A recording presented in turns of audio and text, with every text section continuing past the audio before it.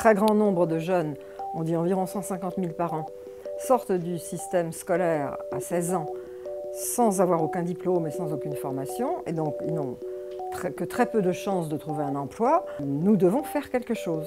Et j'avais cette idée depuis longtemps de trouver un système fondé à la fois sur les stages en entreprise, c'est-à-dire une partie apprentissage. Alors évidemment, je me suis fait beaucoup d'hostilité sur ce sujet, parce que pour beaucoup de gens, l'apprentissage, c'est on utilise les jeunes dans les mondes d'entreprise, on leur apprend rien. C'est évidemment absurde. Progressivement, ce sont les élus locaux, je dois dire, qui ont aidé, qui ont été convaincus, parce que les élus locaux, ils sont proches de la population, ils ne sont pas des théoriciens, ils voient ce qui se passe.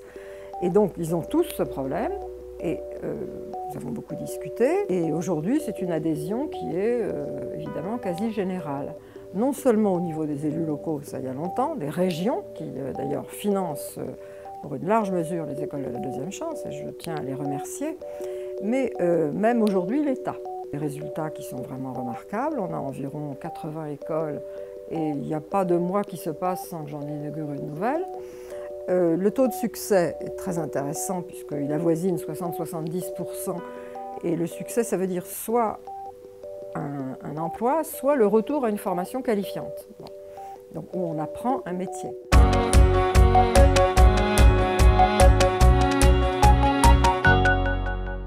Au démarrage, c'est avant tout une grande volonté du monde politique que de vouloir mettre en place ce dispositif innovant sur le territoire valenciennois et sambravénois.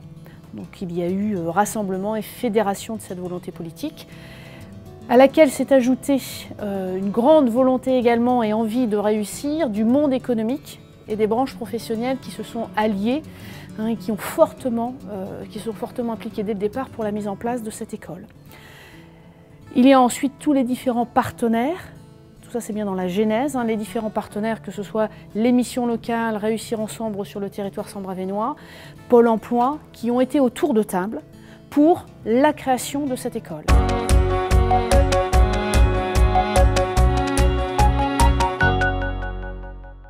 Le conseil d'administration de l'association est constitué de 12 membres issus de 3 collèges, le collège de la société civile, collège des élus territoriaux et collège des entreprises.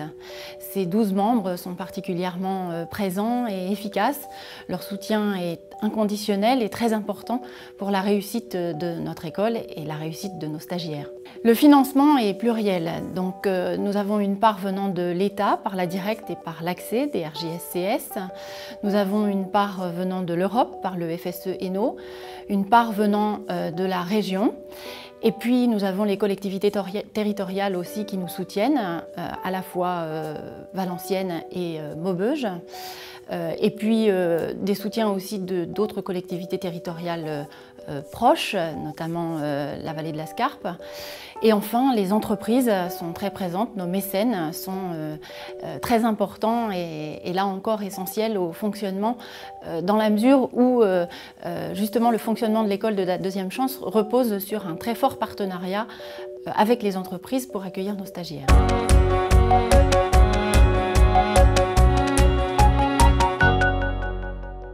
Le dispositif de l'école de deuxième chance est une particularité dans le monde de l'insertion et de la formation, en cela qu'il accueille un public certes très ciblé, puisque ce sont des 18-25 ans, sans diplôme, sans qualification professionnelle et sortis du système scolaire depuis plus de 6 mois.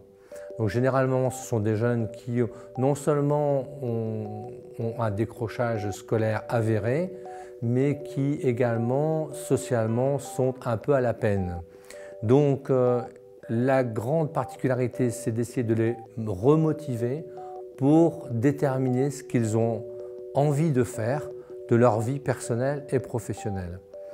Alors la particularité exemplaire de l'école, c'est de pouvoir suivre ces jeunes et de les accompagner vers l'emploi durable en leur amenant des possibilités de solutions, de stages et plus d'emploi, et également en ayant vérifié un certain nombre de savoirs de base et de savoirs de socialisation, de savoir-être notamment, et d'ouverture à la vie sociale. Ça, c'est très important pour leur future réussite. Et nous pouvons, par ailleurs, les suivre jusqu'à 2 ans, ce que peu de personnes et peu de dispositifs peuvent faire à l'heure actuelle.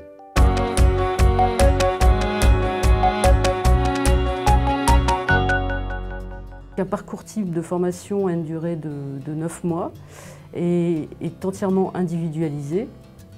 Donc ce parcours se décompose en 4 étapes, avec une première étape qui est une phase de période d'essai où les jeunes vont conforter leur engagement dans le parcours de formation. La deuxième phase est une phase d'élaboration du projet professionnel qui a une durée de 9 mois.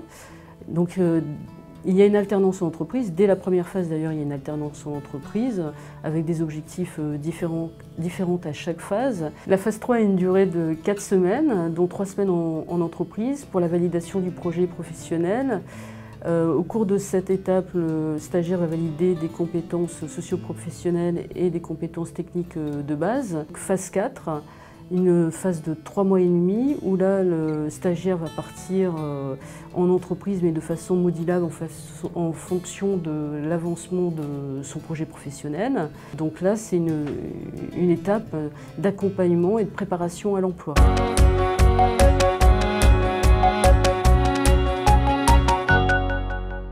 Le stagiaire qui arrive à l'école doit démarcher ces entreprises, doit prospecter des entreprises pour trouver des stages tout simplement, liés bien entendu à son projet professionnel. Donc la plupart d'entre eux trouvent, quasi tous. Mon rôle est justement d'intervenir en aval, plus en aval de cela, si l'entreprise souhaite continuer avec ce jeune. Donc, il y a un premier stage qui est effectué pendant 15 jours, 3 semaines.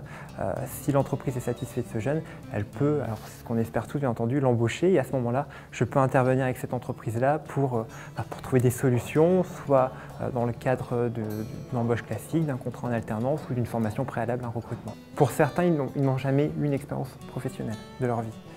Donc pour certains, c'est très difficile de s'imaginer comment fonctionne une entreprise. Encore plus quand il s'agit d'un site comme PSA, c'est une usine, c'est un monde industriel. Donc on a parfois des a priori en plus sur ce milieu-là. Donc c'est important pour eux, pour certains qui n'ont pas encore de projet professionnel bien établi, de rencontrer des professionnels, de faire une visite d'entreprise et de justement essayer d'enlever ces a priori, d'enlever ces préjugés sur ces métiers-là.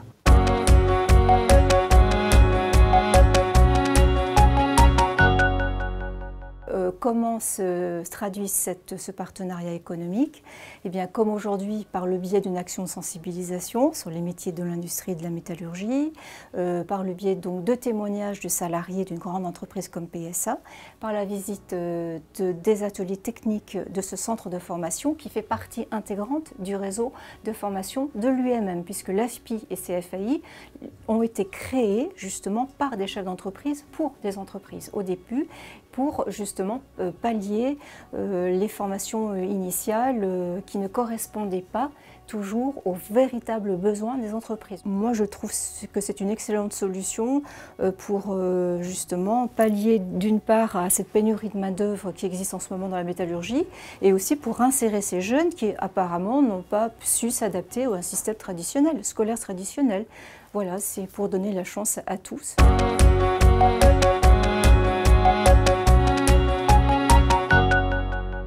Ça fait partie de notre champ de recrutement. On est plutôt une usine dont l'activité est en progression. On a des objectifs de recrutement importants dans les années qui viennent. Donc c'est une des premières raisons. La deuxième raison, c'est qu'on estime qu'on a un rôle sociétal à jouer au sein de notre région, puisque déjà aujourd'hui on représente 2600 emplois. Donc 2600 emplois, c'est aussi important. Et ce rôle, il doit se faire aussi bien vis-à-vis des personnes qui viennent naturellement chez nous que de personnes qui ont plus de difficultés.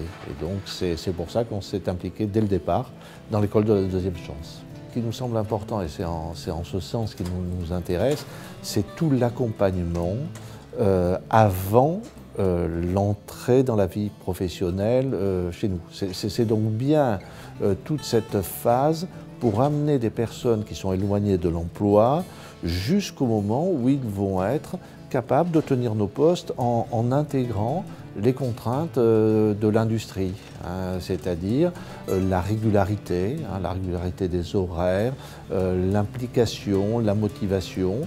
Pour nous, c'est leur montrer qu'on a un vrai métier, et pour l'école de la deuxième chance, c'est nous amener des personnes qui peuvent s'intégrer facilement dans le contexte industriel.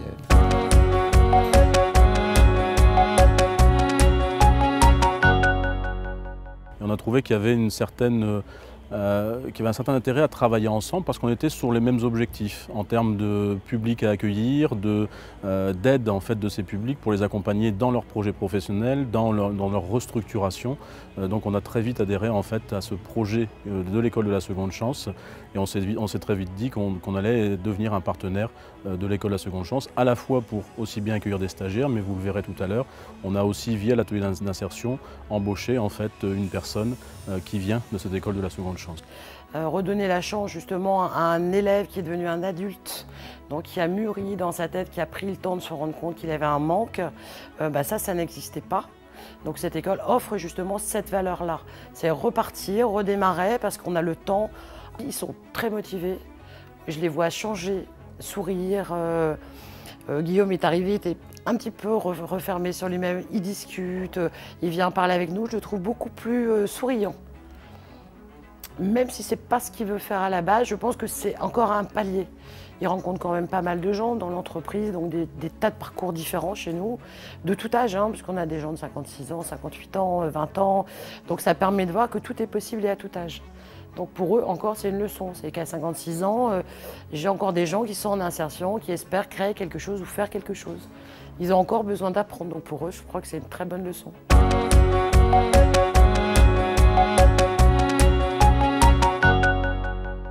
J'espère que mon prochain stage se passera bien. Et si possible, j'essaierai de passer mon permis bus ou tram. Et puis si c'est possible, de travailler là-dedans. Là c'est un stage, donc là à partir de mardi je retourne à l'école. Et là on retourne à l'école, c'est reprise de cours, recherche encore de stages et tout, donc on est toujours suivi. Le principe est différent d'une autre formation, ça change, c'est nouveau, plus dynamique, le fait qu'il y ait du sport, de l'anglais, c'est l'aide pour trouver un travail pour moi était plus concret. Moi, mon projet professionnel, ça serait AMP, donc aide médicale psychologique. Donc c'est à peu près dans le même style que l'aide soignante. Donc m'occuper entièrement de personnes âgées, donc leur donner mon aide. Au niveau de la recherche de stage, j'ai été aidée parce que j'ai fait plusieurs maisons de retraite et puis on ne pouvait pas me prendre, ne prenait pas de stagiaire ou alors c'était complet. Donc c'est l'école qui m'a trouvé cette résidence-là. Aujourd'hui, vous êtes contente? Oui, parfaitement.